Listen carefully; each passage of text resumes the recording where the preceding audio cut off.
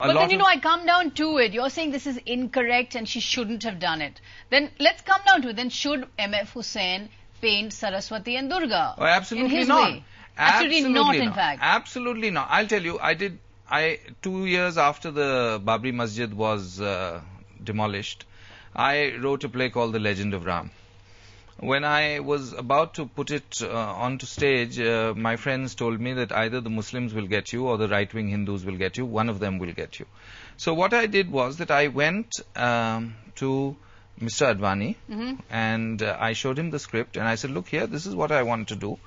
I do not have any idea of hurting any sentiment. If you find anything here which is objectionable, tell me, I will change it. I was quite happy to do that because as an artist, my freedom is not restricted to hurting sentiment. As an artist, as a writer, I am there to give... But that may be your view of an artist. An artist is surely free to think in whichever way he wants. Free to think, but not free to write, not free to express against a community, not free to express against somebody's religious sentiments, at least not in this country. You see, when we are discussing Europe, Europe has a completely different sentiment. They criticize Christ. The Christians there criticize Christ in cinema, but you're saying in a deeply pious society like ours, but in India you can't do that. You cannot do that. When we come across a situation where there is a company in Europe puts Ganesh onto slippers, onto the soles of slippers. Everybody in the country protests. NRIs all over the world protest. They take out the cartoon about the Prophet. Every Muslim protests. All the Muslim countries all over the world protest. But in Europe... But surely, I'm going to put this to Asaduddin Owaisi, I'll come back to you in a minute. Surely, Asaduddin Owaisi, the right to free expression is a fundamental right in a liberal democracy. You are a leader of your community. Is this the kind of example you want to send to Muslim youth, that if anything is written or anything is painted, rise up, riot, set fire, risk death? I just want to come in there before he answers. I think this is completely wrong. I think there is no justification to riot. There is no justification to riot if things were 10 times as worse. If really, blasphemous things were written. But the point is protest. Yes, we must. Go to court or write another article. Go to protest. Take any form of non-violent protest. But nothing justifies violence. Nothing justifies attacking newspaper offices and burning them or taking life. The fact that a newspaper office has been burnt down or burnt, Asaduddin Owaisi, the fact that 2 lives have been lost, is this where you want to take the Muslim youth? Sagarika, please understand that fundamental right, Article 19, is not an unfettered right. Please read 19.4.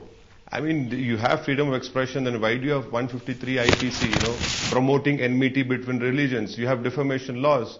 I mean, what kind of liberalism is this? What kind of rationalism is this? No, but isn't it politically beneficial for parties like yourself? Isn't it politically beneficial for parties like yourself to keep the victimhood, to keep the pot burning with the Muslim sentiment? Please allow me to complete. I don't have a branch in Shimoga. I don't plan to contest elections over there. But kindly understand the premise from which this is starting. You have already formed an opinion. You are blaming the Muslim community. Why is it that you are falling to in this trap of Karnataka BJP government, that the trouble was started by Muslims over there, that they had come armed and they had destroyed things? Let the facts come out. I mean, we are jumping the gun over here. I mean, if CNN IBN says that no, that the whole trouble was done, God help us, because tomorrow BJP government is going to use this program and saying that even this channel has said it, and you will find hundreds of youths being harassed, arrested. Let the facts come out. Okay, let the facts come out. A Muslim can take... please let me complete. A Muslim can accept criticism of Islam. But how is it that you want me to sit here and accept someone writing odd and obnoxious things about Prophet Muhammad, peace be upon him? Not even blasphemy, sacrilege. I mean, you have Mr. Raza over there. He's saying something, I agree with him, but whatever he's saying is understatement. You are trying, not only provoking us, but you're asking for trouble. How can you say that you talk rubbish about Prophet Muhammad? You can disagree with his teachings. You can say this is wrong. But how can you commit a blasphemy, sacrilege, and that Kannada newspaper, what right has it got to publish those articles when they pretty well know that Taslima Nasreen is a liability to the whole Indian secular culture? Okay. I mean, you are asking for trouble. You want trouble to take place. BJP wants to create this trouble so that their own program of this Hindutva can be implemented. How are we to be blamed? So you're saying yes, the BJP is creating the trouble? I would like to condemn the attack on the newspaper.